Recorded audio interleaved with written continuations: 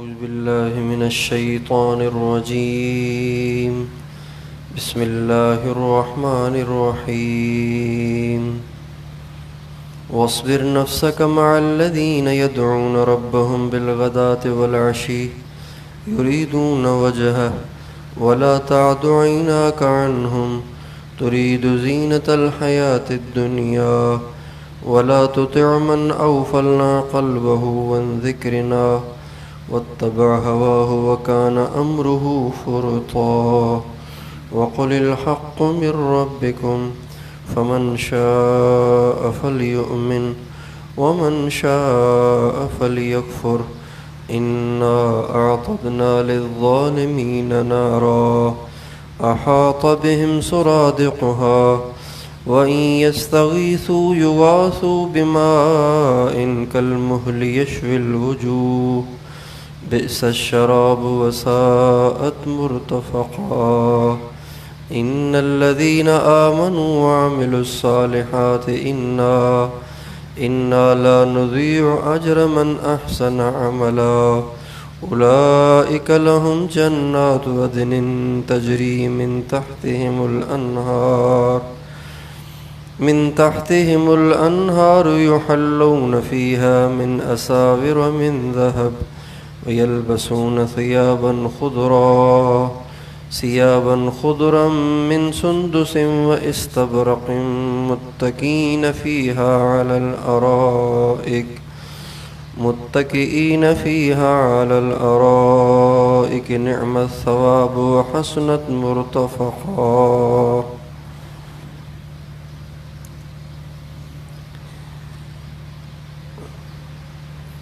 کل یہ بات آئی تھی کہ نبی کریم صلی اللہ علیہ وسلم سے عیینہ بن حصن فزاری نے کہا تھا کہ آپ کے پاس غریب غربا لوگ بیٹھتے ہیں تو اس لیے ہمیں آپ کے پاس بیٹھنے میں عار محسوس ہوتا ہے، لہٰذا آپ ان غریبوں کو اٹھائیں تاکہ ہم بھی آپ کے پاس بیٹھیں اور آپ کی باتیں سنیں. تو چونکہ نبی کریم صلی اللہ علیہ وسلم کے دل میں ہر انسان کے جہنم سے بچنے کی ایک انتہائی درجے میں خواہش تھی، تو آپ علیہ السلام نے چاہا کہ ان کو اٹھا دیا جائے تاکہ ان کو باتیں سننے کا موقع ملے اور شاید یہ بھی ایمان لے آئیں.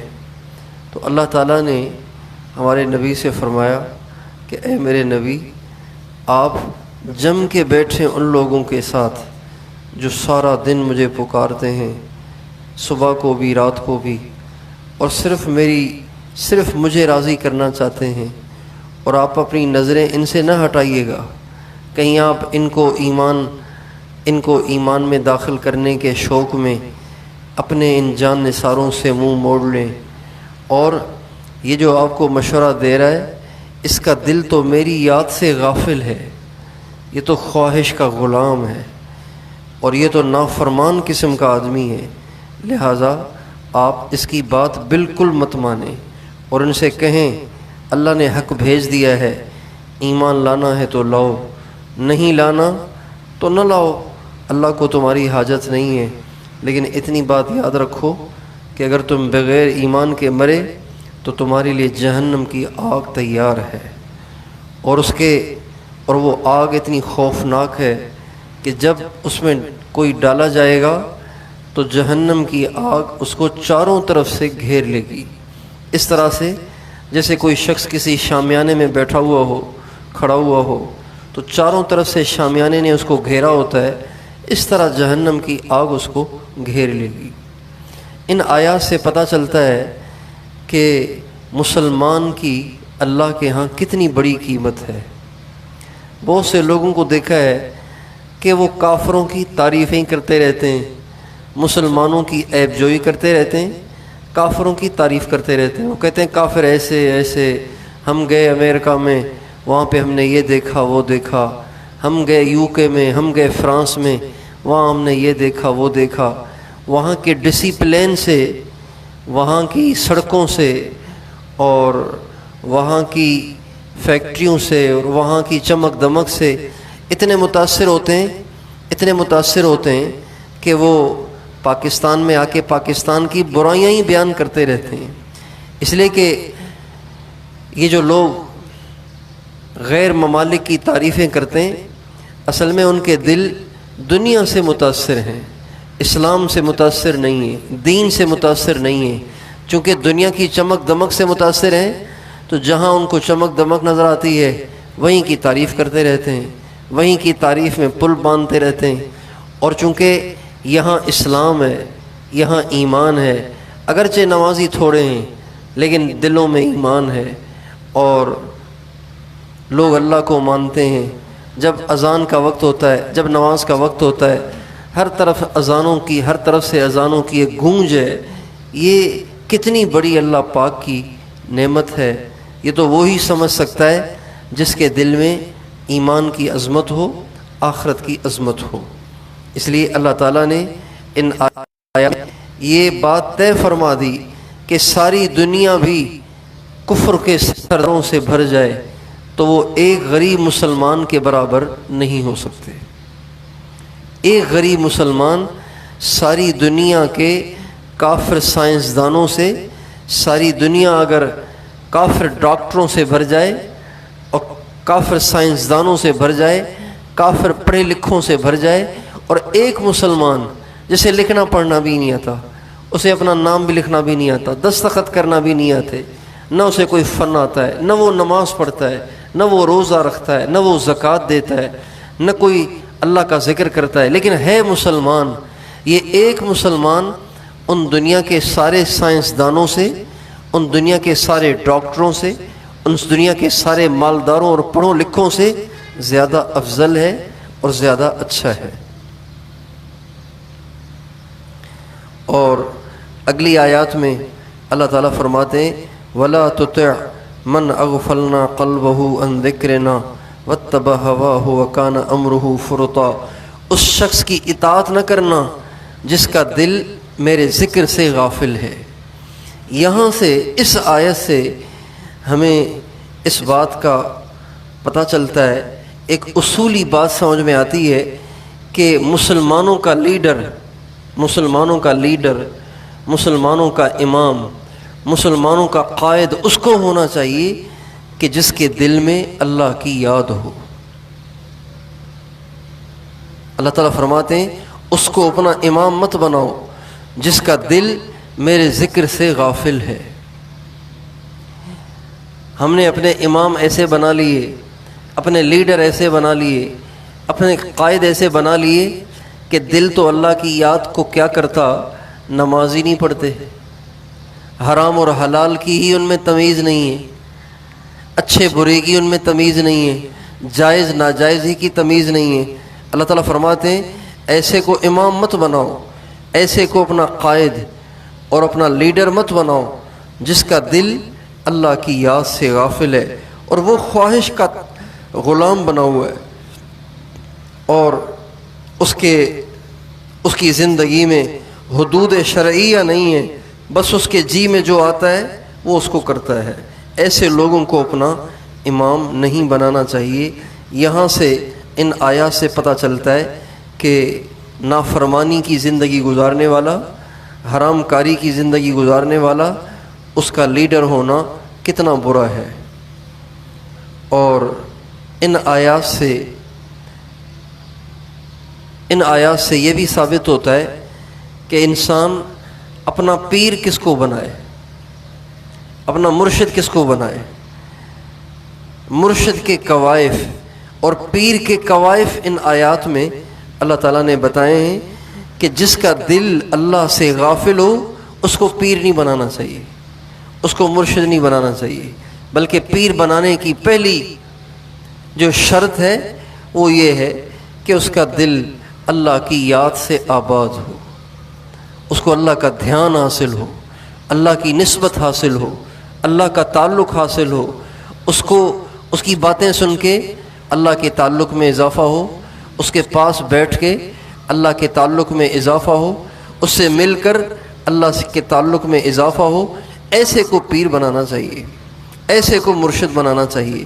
واتبع ہواہ، اور جو خواہش کا غلام ہو وہ پیر نہیں ہو سکتا۔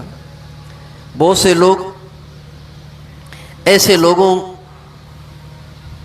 کو اپنا پیر بنا لیتے ہیں کہ جو بیچارے نماز بھی نہیں پڑھتے، چہرے پہ داڑھی بھی نہیں ہے، نماز بھی نہیں پڑھتے، اور عورتوں سے ملتے ہیں، عورتوں سے مسافے کرتے ہیں، عورتوں سے پاؤں دبواتے ہیں، اور عورتوں کے ساتھ بیٹھ کے گپیں لگاتے ہیں۔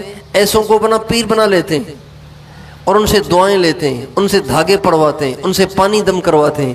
بتائیے کتنی بڑی حماقت ہے۔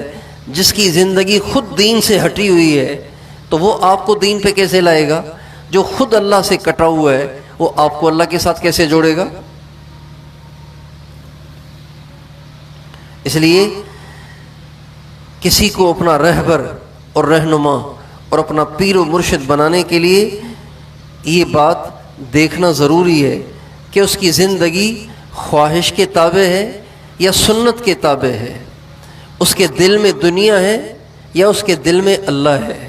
یہ دو چیزیں دیکھنا ضروری ہے، بلکہ تیسری چیز بھی دیکھنا ضروری ہے، وَكَانَ أَمْرُهُ فُرُطًا، اس کی زندگی حدود شرعیہ کے اندر گزر رہی ہے یا حدود شرعیہ سے ہٹ کے گزر رہی ہے۔ شریعت مطہرہ نے ہمارے زندگی گزارنے کے لیے ہمیں حدود عطا فرمائی ہیں، بارڈر دیا ہے۔ جیسے پاکستان کی سرحد ہے، پاکستان کا ایک بارڈر ہے، اس کے اندر پاکستان ہے، باہر کوئی اور ملک شروع ہو جاتا ہے۔ اسی طرح اسلام نے، اللہ نے ہمارے لیے حدود مقرر کی ہیں، حدود مقرر کی ہیں۔ ان حدود کے اندر رہنا یہ اسلام ہے، ان حدود سے باہر نکلنا یہ نافرمانی ہے، فسق و فجور ہے۔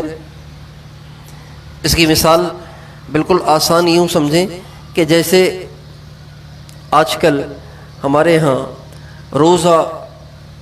روزے کا ٹائم شروع ہوتا ہے، صبح صادق شروع ہوتی ہے، ہمارا جو سائرن بجتا ہے وہ 4:41 پہ، 4:41 پہ آج سائرن بج گیا تھا، بلکہ 40 پہ سائرن بج گیا تھا۔ تو اب 4:40 تک تو کھانا ٹھیک ہے، اس کے بعد کھانا یہ حدود شرعیہ سے تجاوز ہے۔ اسی طرح مغرب کا ٹائم آج کل 6:51 ہے، تو 6:51 تو 6:51 کے بعد کھانا یہ تو ٹھیک ہے، لیکن 6:51 سے پہلے کھانا کھا لینا یہ حدود شرعیہ سے تجاوز ہے۔ تو یہ بھی دیکھنا ضروری ہے کہ جس کو ہم اپنا رہبر بنا رہے ہیں، اپنا لیڈر بنا رہے ہیں یا اپنا پیر و مرشد بنا رہے ہیں، اس کی زندگی حدود شرعیہ کی پابند ہے کہ نہیں ہے۔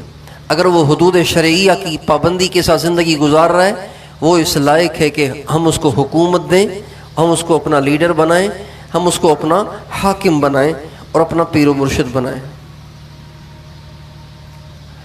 آگے اللہ تعالیٰ نے جو لوگ کفر اور فسق و فجور کی زندگی گزارتے ہیں ان کا انجام بتایا کہ ان کا انجام کتنا برا ہے۔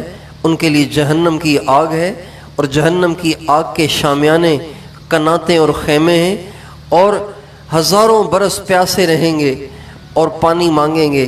جب پانی ملے گا تو وہ بھی جہنمیوں کا خون اور پیپ ہوگا جو چہروں کو بھون دے گا، اور وہ بہت بری رہنے کی جگہ ہے۔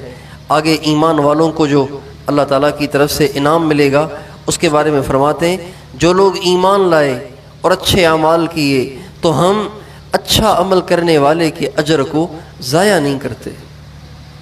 ایک انسان اچھا عمل کرے، اللہ اس کے عمل کو ضائع نہیں کرتے، اللہ اس کا ضرور اس کو بدلہ دنیا میں بھی دیتے ہیں، آخرت میں بھی دیتے ہیں۔ اولئک لہم جنات عدن، یہی ہیں وہ لوگ کہ جن کے لیے ہمیشہ رہنے کے باغات ہیں، ان کے نیچے دریا بہتے ہوں گے۔ یعنی یہ جو محلات ہوں گے نا، جنت کے جو محلات ہوں گے وہ دریا کے کنارے پر ہوں گے۔ دریا کے کنارے پہ رہنے کے بہت فائدے ہیں۔ دریا کے کنارے پہ رہنے سے آب و ہوا صاف ستھری رہتی ہے، ٹھنڈی ٹھنڈی ہوائیں چلتی ہیں اور فضا خوشگوار بنتی ہے۔ تو اللہ تعالیٰ فرماتے ہیں ہمیشہ رہنے کے جو باغات ہوں گے، یہ جنت والے ان میں رہیں گے، ایمان اعمال والے ان میں رہیں گے، ان کے نیچے دریا بہتے ہوں گے، اور جب یہ جنت میں جائیں گے تو اللہ پاک ان کو سونے کے کنگن پہنائیں گے، سونے کے کنگن پہنائیں گے۔ دنیا میں مردوں کے لیے زیور پہننا ٹھیک نہیں ہے، سونے کا بھی ٹھیک نہیں ہے، کسی اور چیز کا بھی ٹھیک نہیں ہے۔ ہاں بس انگوٹھی کی اجازت ہے، اور وہ بھی چاندی کی ہو، اس کی بھی مقدار ہے، مقدار سے زیادہ نہیں۔ اس کے علاوہ مردوں کے لیے زیور پہننا ٹھیک نہیں ہے۔ ہمارے نبی کے زمانے میں ہمارے نبی نے کسی کو دیکھا کہ اس نے لوہے کی انگوٹھی پہنی ہوئی تھی، لوہے کی انگوٹھی، تو آپ علیہ السلام نے فرمایا مالی ارا علیک حلیت اہل النار، کیا بات ہے تم نے جہنمیوں کا زیور پہن رکھا ہے، لوہے کی انگوٹھی۔ لوگ سستی کے چکر میں لوہے کی، اسٹیل کی انگوٹھی، تانبے کی، پیتل کی انگوٹھیاں پہننا شروع کر دیتے ہیں، یہ ٹھیک نہیں ہے۔ اور بہت سے لوگ اپنے بازوؤں میں اسٹیل کے کنگن پہنتے ہیں، اسٹیل کے کنگن، لوہے کے کنگن، یہ بھی ٹھیک نہیں ہے۔ مردوں کو دنیا میں زیور پہننے کی اجازت نہیں ہے۔ زیور تو جنت میں پہنیں گے، جنت میں پہنیں گے، اور جنت میں اللہ پہنائے گا، سونے کے زیور پہنائے گا۔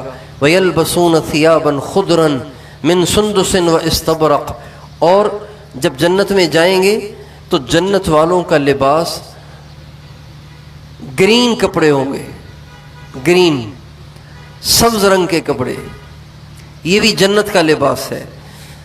سبز رنگ کے کپڑے پہنیں گے، اور وہ ریشم کے ہوں گے، اس میں باریک ریشم بھی ہوگا اور گاڑھا ریشم بھی ہوگا، موٹا بھی ہوگا، باریک بھی ہوگا۔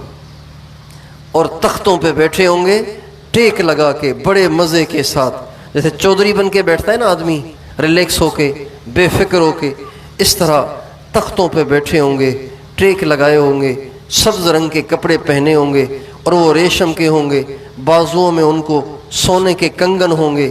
اللہ فرماتے ہیں نعم الثواب، کتنا اچھا بدلہ ہے۔ نیکی کا زمانہ تھوڑا سا، اور مزے کا زمانہ ہمیشہ ہمیشہ کا، کتنا اچھا سودا، کتنا نفع کا سودا ہے۔ نعم الثواب، کتنا اچھا بدلہ ہے ان کی محنتوں کا، ان کے ایمان کا، اعمال کا۔ وحسنۃ مرتفقہ، اور کتنی اچھی رہنے کی جگہ ہے جنت۔ اللہ تعالی ہم سب کو جنت کا شوق عطا فرمائے، اور جنت کے لیے محنت اور کوشش کرنے کی توفیق عطا فرمائے۔ لا الہ الا انت سبحانک انی کنت من الظالمین۔ اللہم صلی علی سیدنا محمد وعلی آل سیدنا محمد وبارک وسلم۔ ربنا هب لنا من ازواجنا وذریاتنا قرۃ اعین واجعلنا للمتقین اماما۔ آمین۔ صلی اللہ علیہ وسلم۔